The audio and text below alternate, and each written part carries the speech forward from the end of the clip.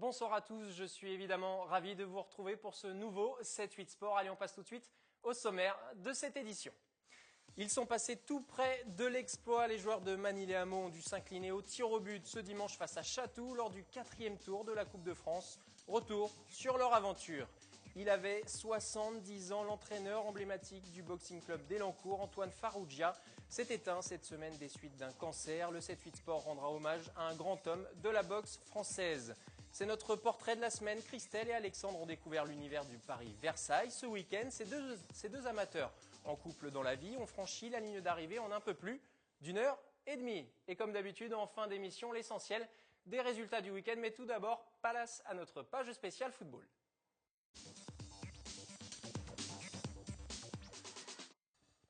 Je le disais dans les titres de cette émission, les joueurs de Manille-les-Hameaux ont frôlé l'exploit dans le cadre de ce 4e tour de Coupe de France face à Chatou et ils nous font l'amitié d'être présents ce soir sur le plateau du 7-8 Sport, l'entraîneur Farid Ghani. Bonsoir à vous, vous êtes accompagné de votre président Christian Arvin-Béraud. Bonsoir à tous les deux. Bonsoir Anthony. Une première réaction après cette élimination au tir au but, il faut le souligner, 5 tirs à 4. Farid, l'entraîneur que vous êtes, est quand même fier de ces joueurs? Oui, tout à fait, ouais. On a frôlé l'exploit contre une équipe qui était supérieure hiérarchiquement. Donc, aucun regret, on les a emmenés jusqu'au tir au but. Et un très beau match de l'ensemble des joueurs. On va justement regarder en détail cette préparation. Nous vous avons suivi toute la semaine et le jour du match dimanche pour voir un peu comment ce groupe se préparait à ce peut-être exploit face à Chatou. Depuis le tirage au sort, ce 4e tour de Coupe de France face à Chatou est dans toutes les conversations. Car pour la première fois de son histoire, Manille-les-Hameaux s'apprête à jouer à ce niveau de la compétition. Cette aventure, c'est d'abord celle d'un groupe qui évolue ensemble depuis plusieurs saisons et qui donne son plein potentiel cette année. La Coupe de France, c'est celle qui passe à la télé avec les pros, quoi. Donc on participe à la même coupe. Donc on a ce rêve depuis tout enfant. Chaque joueur a envie de devenir pro, donc a envie de participer à ce genre de coupe, quoi.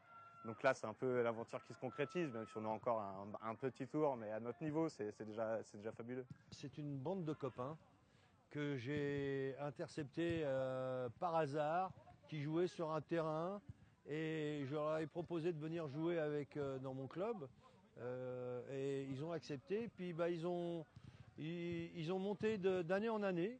Promu en promotion d'honneur, soit 3 échelons au-dessus de la division 2. Chatou part largement favori et face à l'armada offensive adverse, Farid Ghani, l'entraîneur manicois, devrait renforcer le milieu de terrain.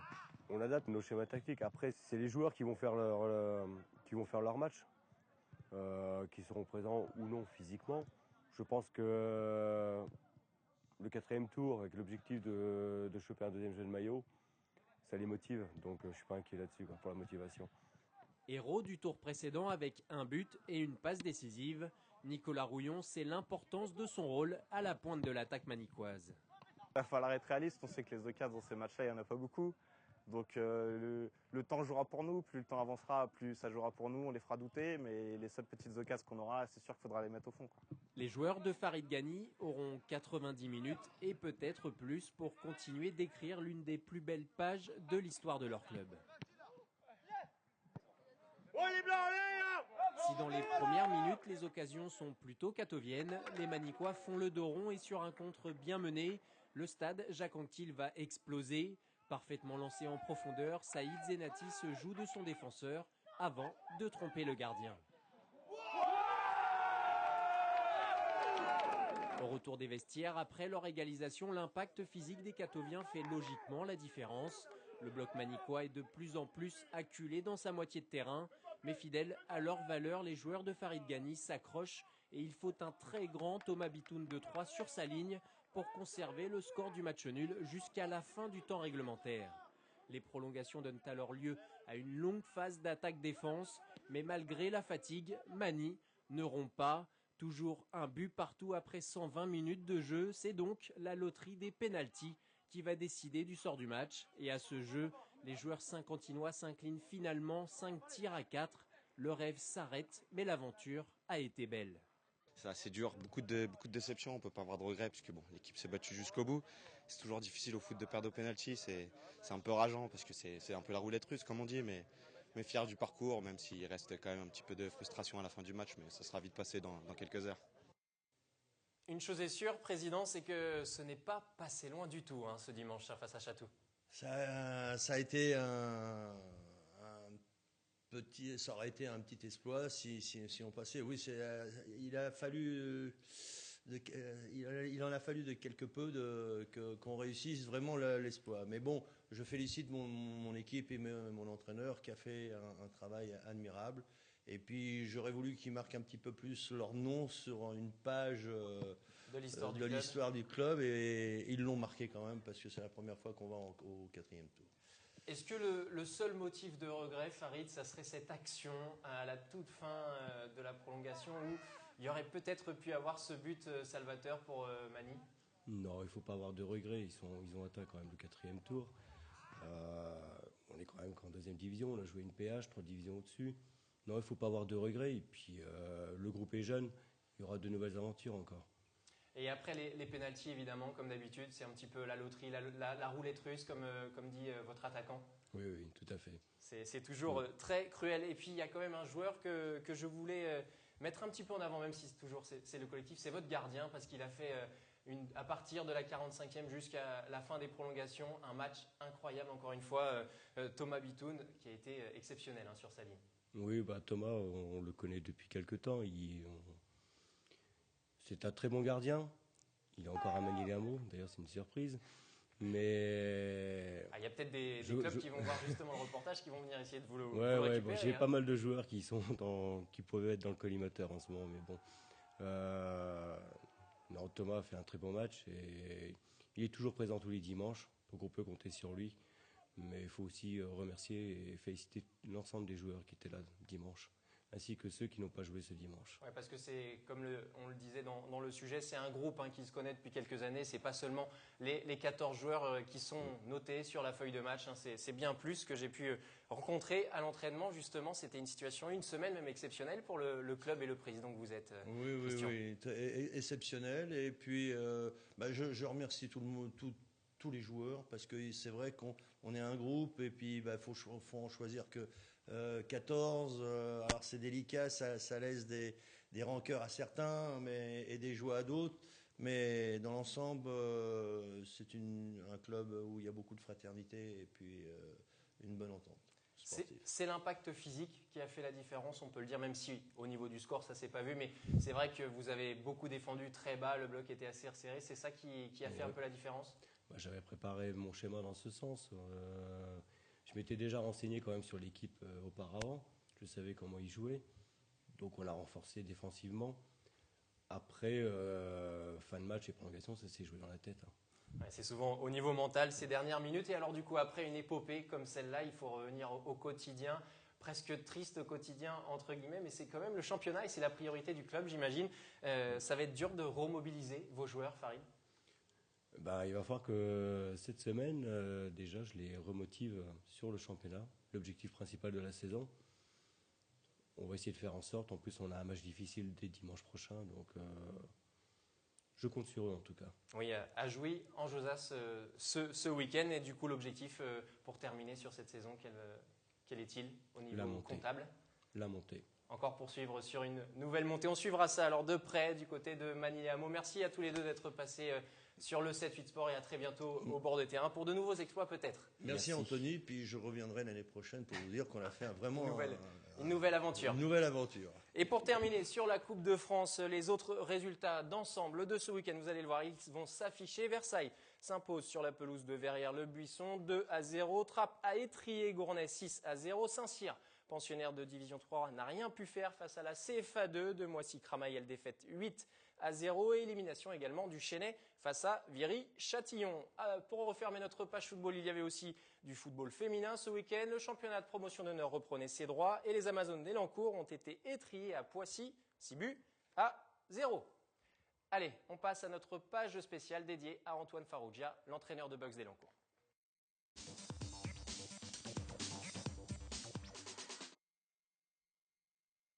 70 ans, l'entraîneur emblématique du Boxing Club d'Elancourt, Antoine Farrugia, s'est éteint cette semaine, ce mardi, des suites d'un cancer. Le 7-8 Sport rend hommage à un grand homme de la boxe française. Sujet réalisé avec Patrick Jacques de Dixmude. Lors des derniers mois, fatigué par son long combat, s'est assis sur ses chaises qu'Antoine Farrugia délivrait ses conseils à ses boxeurs, emporté par le cancer à 70 ans. Sans lui, la salle du Palais des Sports semble avoir perdu son âme. Ça fait un grand vide dans le monde de la boxe déjà. Moi, c'est un deuxième père pour moi, c'est un monsieur, quoi. Et pour le monde de la boxe, ça fera un trou, quoi. Après une honnête carrière amateur et 80 combats, il raccroche les gants et décide de passer de l'autre côté des cordes pour apprendre le métier d'entraîneur aux côtés des plus grands. Chez Jean Bretonel ou encore Michel Acariès, Antoine Farrugia devient ensuite entraîneur à Montigny, Saint-Cyr ou encore Levallois-Perret. Mais c'est à Elancourt qu'il établit ses bases à la fin des années 90. La méthode Farrugia était unique. Si la discipline et le travail étaient ses maîtres mots, il cherchait toujours à optimiser les qualités de ses boxeurs. Il y a beaucoup de clubs où on demande de boxer comme ça. Lui, il s'adaptait au boxeur. Voilà, tel boxeur, machin, il corrigeait les défauts, mais il ne changeait pas la boxe du boxeur. Dieu merci, je touche du bois. Je ne suis pas abîmé. Ça, c'est Antoine. C'est protéger, donner des coups sans toucher. Ça, c'est une noble art de M. Antoine Farrugia. Antoine Farrugia était aussi un grand homme. C'est peut-être ce qui a fait de lui un entraîneur de renom. Son club était comme une maison, ses boxeurs comme ses propres fils. C'est comme mon père adoptif, en gros. Dès que je suis arrivé pro en 2008, il m'a pris sous son aile, et puis du moins plus ou moins sous son aile. Et puis moi, ma famille était dans le 77, du coup je me suis beaucoup rapproché, au même titre que lui, c'est beaucoup rapproché de moi, pas aussi bien pour le sport que dans la vie professionnelle ou personnelle. Hein. Et du coup oui, dans tous les cas, ces boxeurs, c'était un peu ses enfants aussi. Hein. Il y a toujours une place, c'est déjà arrivé que des boxeurs se retrouvent à la rue, qui s'engueulent avec ses parents, qui les hébergent à la maison, qui leur donnent à manger, plein de choses. Ça s'est pas passé devant la caméra, je le dis aujourd'hui. C'est des choses qu'on ne sait pas beaucoup. Voilà. Sous ses ordres, certains ont connu la consécration nationale comme Adila Mohoumadi ou Marvin Petit, et européenne pour Fawzi Attab. Antoine Farrugia laisse des dizaines de boxeurs derrière les cordes, mais nul doute qu'il observera tout leur round d'un autre endroit. Et pour rendre hommage à ce grand entraîneur qui était Antoine Farrugia sur Elancourt, ses boxeurs et ses anciens boxeurs sont présents sur le plateau du 7-8 Sport de gauche à droite. On va commencer par Marvin Petit. Bonsoir à vous. Vous êtes accompagné de Duško Jovanović. Bonsoir. Adila Mohoumadi. Et évidemment, le dernier des quatre, Ali Nbati. Bonsoir à tous les quatre. C'est très aimable d'être passé sur le 7-8 Sport pour rendre hommage à votre entraîneur. Première question, Marvin, qu'allez-vous retenir des conseils peut-être d'Antoine? On va garder tous les conseils qu'il nous a donnés, quoi. On va essayer d'aller au haut niveau, quoi. Adila, vous qui boxez encore comme Marvin, y a quelque chose qui vous a marqué dans les entraînements d'Antoine Farrugia? Ça faisait pas très longtemps que vous vous connaissiez. Ce qui m'a marqué, c'est des entraînements réguliers et intensifs qu'il pouvait nous proposer. Donc, C'était un entraîneur qui s'exprimait beaucoup pendant les entraînements. Moi qui venais de temps en temps à la salle, puis pour vous suivre aussi sur les championnats de France ou les combats pour les ceintures européennes, on l'entendait beaucoup. Il faisait du bruit, Ali. Oui, exactement. C'est vrai qu'il guidait beaucoup ses boxeurs, c'était un peu ça? Il guidait, et puis il nous mettait en pression. Et puis, on n'a pas dit une grande personne. Justement, vous qui l'avez connu un peu plus jeune, Duško, vous l'avez vu un petit peu évoluer en l'espace de 20 ans. Est-ce qu'il a été un meilleur entraîneur dans les dernières années ou à votre époque? Avec nous, il était très rude. Il était sévère. C'est-à-dire, il avait un manche à balai dans la main et il nous menaçait de nous taper dessus si on tapait pas dans le sac pendant une demi-heure. C'était le travail avant tout? Le travail avant tout, une demi-heure de sac, les gants tous les jours. On sortait dans une tête comme ça. C'était très très physique et très sévère. Mais ça vous a aussi peut-être inculqué la discipline, Adila, d'un côté aussi, ces entraînements très sévères, très rigoureux, non, avec beaucoup de charges de travail? Oui, après, c'est vrai que là, tout ça, j'ai pas eu le droit, moi, à ce genre d'entraînement, mais plus, ça a été plus sur le mental, le travail mental, après physique aussi. Et ça m'a appris à aller au bout de mes envies, en tout cas. Justement, on va écouter aussi le fils d'Antoine, Tanguy, que l'on a rencontré il y a quelques jours quand nous sommes venus vous voir à la salle pour voir un peu ce qu'il allait retenir aussi de son père en tant qu'entraîneur. Ce que j'ai retenu, c'est la discipline. On n'a rien sans la discipline. On peut faire ce qu'on veut, les gens ne sont pas contents, mais la discipline, c'est en fin de compte, les gens nous disent merci à la fin. Antoine Farrugia est décédé il y a quelques jours. Marvin, vous qui continuez de boxer, justement, l'avenir sur le ring, c'est avec lui encore un petit peu quand même? C'est toujours avec lui, il sera toujours dans notre tête, quoi. C'est comme s'il sera dans notre coin. Vous allez boxer en quelque sorte aussi pour lui, ou les boxeurs restent bien concentrés sur leur combat dans ces cas-là? Mais on va rester concentré, c'est l'objectif de rester concentré. Mais on va faire comme s'il était là, quoi. C'est important justement de boxer pour soi. Adila, on en a déjà discuté ensemble, mais c'est vrai qu'il sera toujours un peu présent, pas loin en tout cas. Donc, tout ce qu'on sait, en tout cas tout ce qu'on connaît aujourd'hui de la boxe, c'est cet amour pour la boxe, il a su nous inculquer, il a su nous donner toutes ses valeurs. Maintenant, il nous a aussi appris à pouvoir faire les choses pour soi, se faire plaisir dans un premier temps.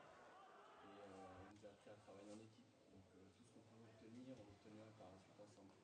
Donc il fallait faire les choses pour soi et on pouvait les obtenir ensemble. Ali, justement, quand on s'est rencontrés il y a quelques jours, vous m'avez tout de suite dit ça fera un grand vide. C'était un homme, au-delà de l'entraîneur, un homme très attachant et très, très généreux. La preuve, on l'a vu ensemble, que la salle, il n'y avait pas de bruit, il n'y avait rien. Alors, à quelle époque, quand il y avait Antoine Farrugia, quand il était là, ça criait, ça gueulait, ça travaillait, quoi. C'était un peu l'âme du club à Elancourt, Marvin. C'était l'âme. Hein. Moi, il me criait dessus beaucoup. Et c'était pour le bien, quoi. Et à votre époque, déjà, il était comme ça, aussi présent Très présent, un grand charisme, très charismatique. C'est-à-dire que moi, je n'allais pas au combat boxer qui que ce soit sans lui dans mon coin. Il nous préparait physiquement, on pouvait faire 20 rounds, alors qu'on en faisait 8 ou 10. C'est un très bon préparateur physique. La leçon, tout ce qui est technique, il m'a tout appris. C'était quelqu'un qui était attaché au noble art, comme on disait souvent. Adila, l'avenir, ça doit poursuivre du côté du Boxing Club d'Elancourt. Vous êtes encore boxeur. Avec Marvin, comment vous voyez justement les prochains combats, l'avenir du club? L'avenir du club tournera toujours. Il nous a préparé en tout cas pour ça. Ensuite, pour ce qui concerne peut-être moi ou bien Marvin, on avait déjà des projets avec Antoine. Donc l'objectif sera déjà d'atteindre les différents projets qu'on avait avec lui. Vous, notamment, c'était essayer de retrouver peut-être un combat pour la ceinture de champion d'Europe? Voilà, en gros, pour moi, c'était faire un championnat d'Europe. Donc faire un championnat d'Europe et ensuite on posera les nouveaux challenges avec Tanguy qui va prendre la relève. Et de votre côté, Marvin, les projets avec le club, ça sera quoi dans les prochains mois? D'essayer de récupérer la ceinture de champion de France ou faire un titre intercontinental, WBC. Très bien, merci beaucoup à tous les quatre d'être venus rendre hommage une dernière fois. Ali, oui? J'avais une photo à vous montrer. Je vais la prendre si vous voulez bien. C'est une photo de vous à l'époque où vous boxiez, c'est ça? Ouais. Voilà, moi et monsieur Antoine Farrugia, et puis c'est une personne inoubliable. Quand vous avez été... il a reçu le gant du meilleur espoir. Voilà, dans les années 90. Ouais. Merci beaucoup en tout cas à tous les quatre d'être passés sur le 7-8 Sport. Rendre hommage une dernière fois à Antoine Farrugia et puis on se reverra évidemment pour certains autour des rings. Merci beaucoup. Merci à vous.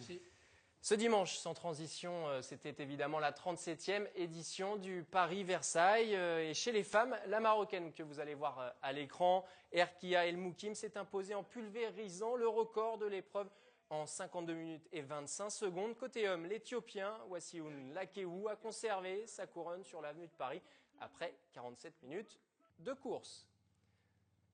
La 37e édition de la Grande Classique, c'était aussi pour 25 000 amateurs. Et au milieu de la foule, au pied de la Tour Eiffel et de cette marée humaine, un couple découvrait la Grande Classique, portrait réalisé avec Claire Cambier et Florane Parfait.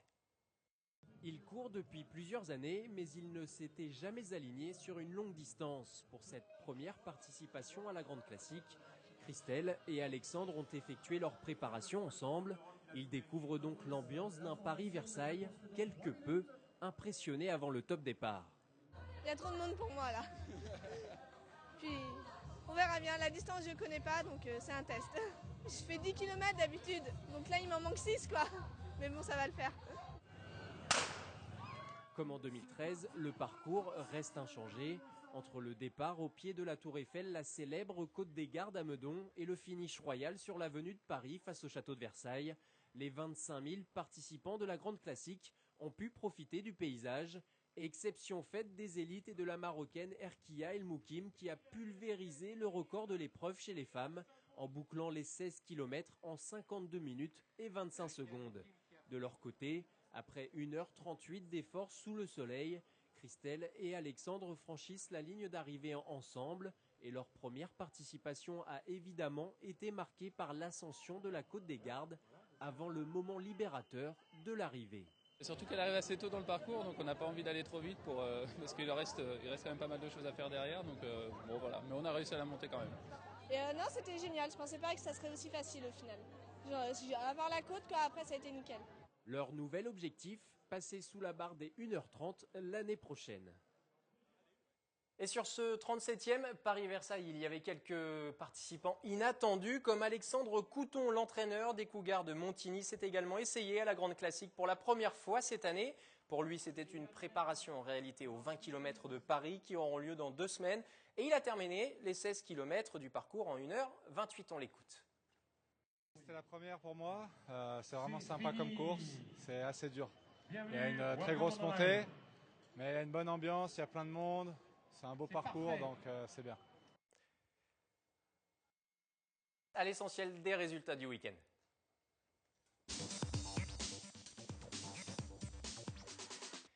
Et pour du rugby, pour ce JT résultat, 3e journée de Fédéral 2 et 3e défaite cinglante pour le Plaisir Rugby Club. Le PRCC cette fois-ci incliné à domicile 40-9 face à Rouen. Les joueurs de Frédéric Jardet sont désormais lanterne rouge et la pire défense de leur poule avec déjà 135 points encaissés. En revanche, cela continue de sourire pour le Sky Rugby. Pour le compte de la 2e journée de promotion d'honneur, le club saint-quentinois s'est largement imposé sur sa pelouse face à Reims sur le score de 46-7 avec un nouveau point de bonus offensif. Et au classement, vous allez le voir, tout va bien donc pour le Sky Rugby qui est leader avec 10 points devant Montmorency et l'USO Massif Central. Basket féminin plutôt, 2e journée de National 2 et nouvelle défaite pour l'entente Le Chesnay Versailles. Les joueuses de Vinko Bardic se sont inclinées à arroser de 2 petits points, 49-47 dans un match très fermé. Chez les hommes, National 3, même sort pour les hommes de l'ELCV qui ont perdu à domicile face à Orme, 68-61. Et autre revers à signaler pour Trappes sur le parquet de Poissy, 60-41. Et au classement, l'étoile sportive des cheminots de Trappes pointe au 6e rang avec 3 points. 11e place pour l'entente Le Chesnay Versailles. C'est Gennevilliers qui est leader de cette poule F de N3. Pour le compte de la 2e journée du championnat de France des moins de 18 ans, le team 78 handball recevait au gymnase Hasler Lille ce samedi.